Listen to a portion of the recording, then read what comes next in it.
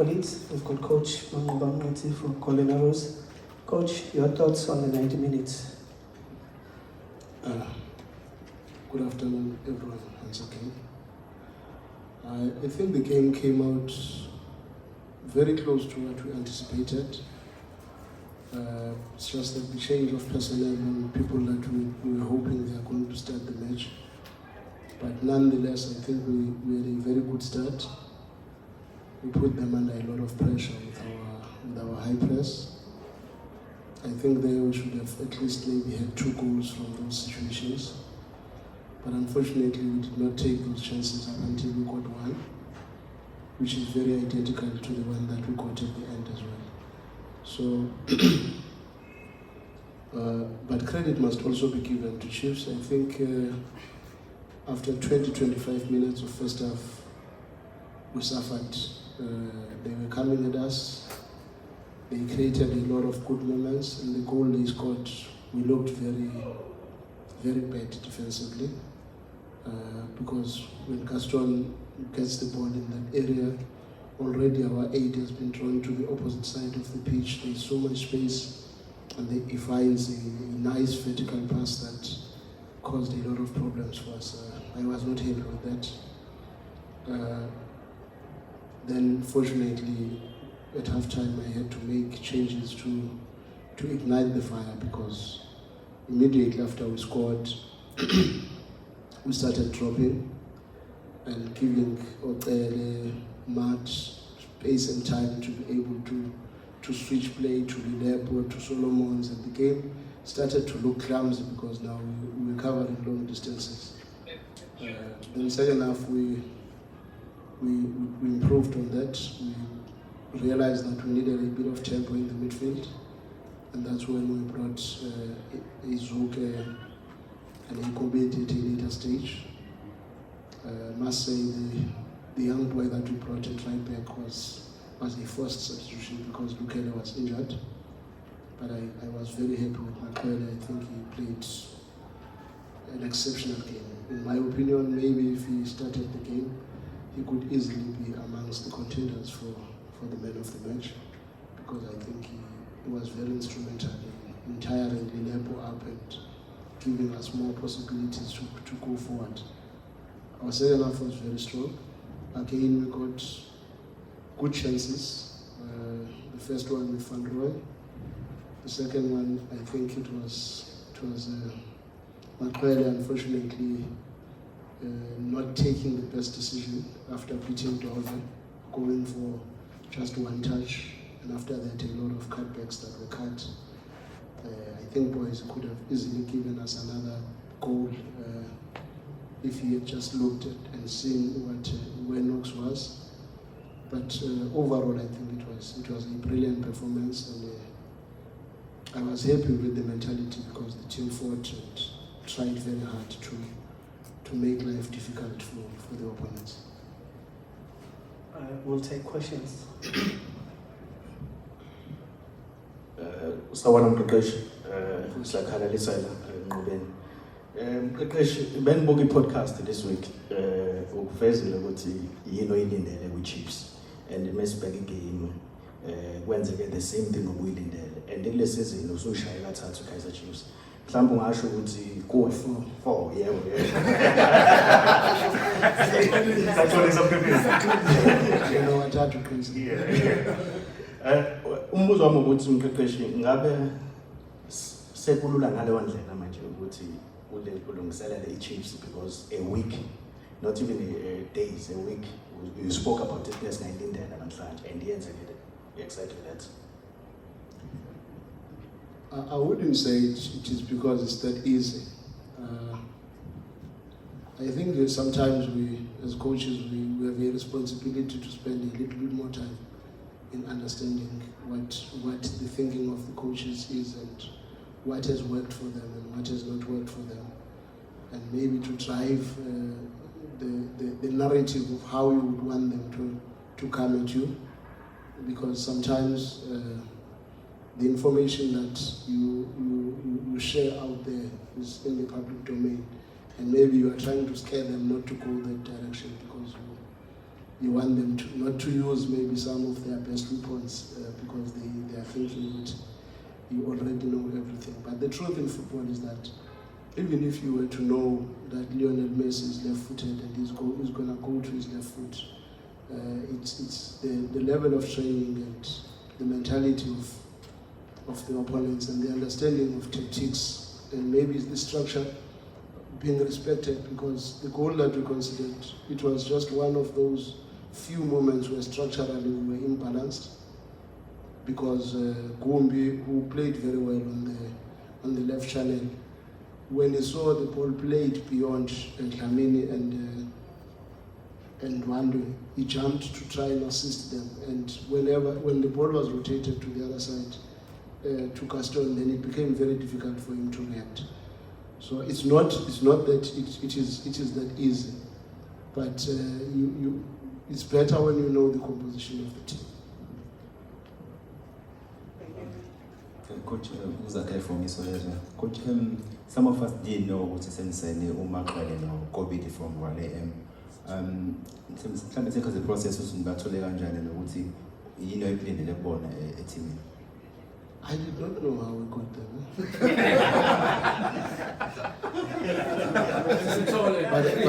but I was happy to have them. And as to how it happened, the mechanisms I cannot tell you. But the truth is, it's pleasing to have them. You know? What about routine? I don't know. I was not part of the process. No, they are brilliant players. They are going to add value in our squad. Even Sitole could have played today, but we felt physically we had put him under a lot of stress in the last 2 weeks, few days maybe, where we were really pushed most of these boys to the limits, because we were trying to improve the condition of the team so that they can play this very intensive game, because they were not used to it. So we felt we might lose a player with such big muscles if we stretch him into a game of this intensity, and that's why he was not in the team. But we are very happy to have him as well. Afternoon, Coach. Lusanda here from Soccer Like Doma. I just want to ask you 2 questions. Firstly, on all boys in Ndwandwe, he's been, one of the most consistent players in the league this season. How close do you think he is from like a national call-up, a national selection, be it like Kosafa or like with Hugo Bruce's side? And just on your troops in the second half, they came out a little bit more organized and also like quite lively in some of their drills. What would you say, what was said to them at half-time to sort of get them out there to believe that they can claim all 3 points? First, with the boys, I rate him very high. The way I rate him, I think he could easily play for any team in this country. And it's not something that I've only seen now that I'm working for Golden Arrows. I think if you can speak to him, he knows how much I've always wanted to have him around. But unfortunately, at times these things don't happen the way you want. I believe he's a national team material. And I will try the best I can to also speak to Hugo, just to look at him, because I honestly think he is in a class of his own, strong defensively, very powerful offensively, very intelligent. If you saw the first chance where he played the ball to Sibia, that was a very difficult pass. And that could have easily created a goal in the early stages of the game. For me, he's an exceptionally gifted player, and I've used him in different roles. Against Sundowns, I used him to take care of Ribeiro from the half space, and he dealt with him very, very well. And today, in the game against Polokwane City, I used him on the side of a police, and he dealt with him very well. Then and in fact, even against Makesi, it was a big loss for me not to have him. I think he's a very, very good football player. I rate him very high. It will surprise you that I rate him more than the players that you think they are better than him. At halftime, coach. No, man, I had a go at the team at halftime because I was unhappy.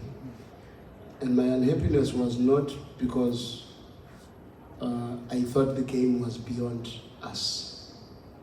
But what I said, I said to them, sometimes I just get frustrated because, and it was not the first time I told them, I just get frustrated when I believe in you more than you believe in yourself. You know, because I think I rate these boys very highly, and I believe they can do far more than what they've done. But sometimes they are caught up in that default setting of wanting to do what they've always done in the past. When after scoring, after good moments, they want to sit back and give opponents a chance. If you remember how many balls were switched to Lilepo, which even resulted in a penalty, which I'm not sure it was, and another switch, the switches that were played to Solomons and Gaston on our left channel, and that was as a result of us putting our foot off the pedal. And second half, I was very strong in demanding what we had trained, what we had done in the starting minutes of the game. And I must say that I was very impressed with how they came out, because there was a lack of belief even at halftime. I could see that they are not sure that this game is still within them. And if you look at the number of chances they created, this game could have ended up in a completely different scoreline.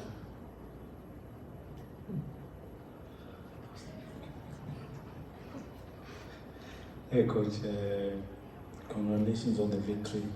The team has not taken part in the top 8 competition for a while. I think I don't remember when it was the last time they were in. They have. Yeah, okay, I don't remember. Beaten by us by Sundowns in the semi-final, so let's not take away the good work that they've done before. Okay, coach. Okay, but I just wanted to ask, is that the main thing that you're setting your sights on? I think you've climbed up a bit. If I'm not mistaken, number 10. Yeah.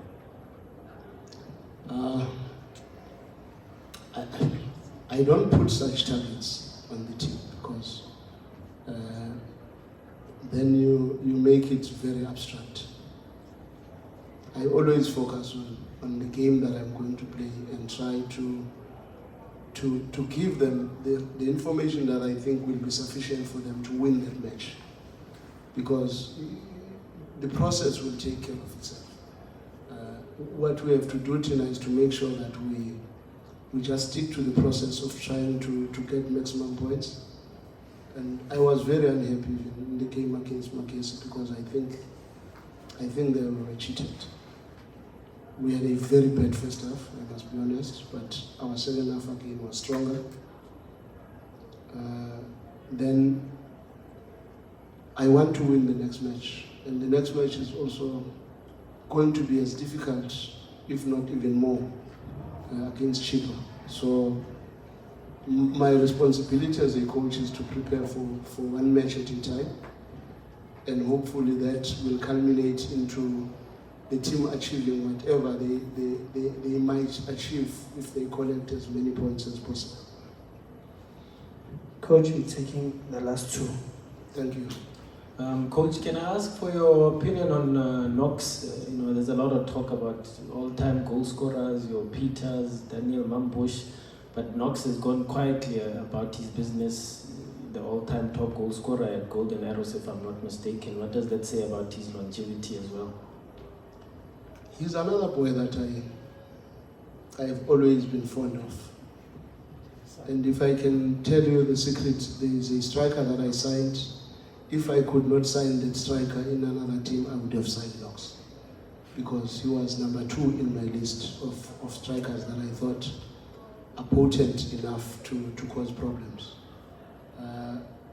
But I also don't think he believes in himself as much as I do, because sometimes he he commits elementary mistakes that are not for his level. He can commit an elementary mistake now and give you a world-class situation immediately after that. And that for me is what I was even talking to the coaches now, that we have won the game, but I'm still having this element of unhappiness within me because I just feel we are too wasteful. I just feel we sometimes take decisions that you just don't understand where that one comes from. And Knox, in my opinion, is a better striker than many so-called big strikers. Coach, you talk about Coach, you talk about being wasteful, and Angelo van Royal looked like he was also wasteful. I mean, all the time when you get into this nice position, but in terms of that final pass, it seems to be a problem. What do you think you need to do for him to be sharp? Because you can see that he's trying, he's getting into the position like you saw with Mtandi, I mean, for that cross for Montezo to score, second goal. I don't want to be too hard on Van Roy because for me he is just work in progress. He reminds me of how we transformed Richard Henikane before. Because the good thing that I must commend, and I appreciate it a lot, is that he gets himself in these positions more often than probably all the other players that we have. And the responsibility now lies with us as coaches to make him believe he's got far more to deliver than what he does. Because I just think he plays with so much nerves. And usually it's when somebody knows he's got a limitation somewhere. Maybe he's not sure about his first touch, he's not sure about his finish, he's not sure about his passing game. But the moment he starts to believe, he starts to see himself as this player that can turn things around, you will be surprised that in the next few matches, maybe he's the one who will score 5-6 goals for us. So I'm a little bit patient with him because these very quick players sometimes have got tendencies of not focusing on the action, but already going beyond what is happening. Sometimes when you do passing drills, you can see that he's no longer looking at the quality of the pass that he's playing because he's already thinking about where he's supposed to run to, because his game is the race to make sure that I get there on time, more than concentrating on the fundamentals, which is to make sure that the pass from me gets to my teammate. And I saw a big improvement in his game against Polokwane City, but unfortunately, I think it's one of those case studies that we must just be patient with, because I think he's got a lot of potential. Thank you, Coach. Thank you for your time. Thank you, colleagues. Thank you.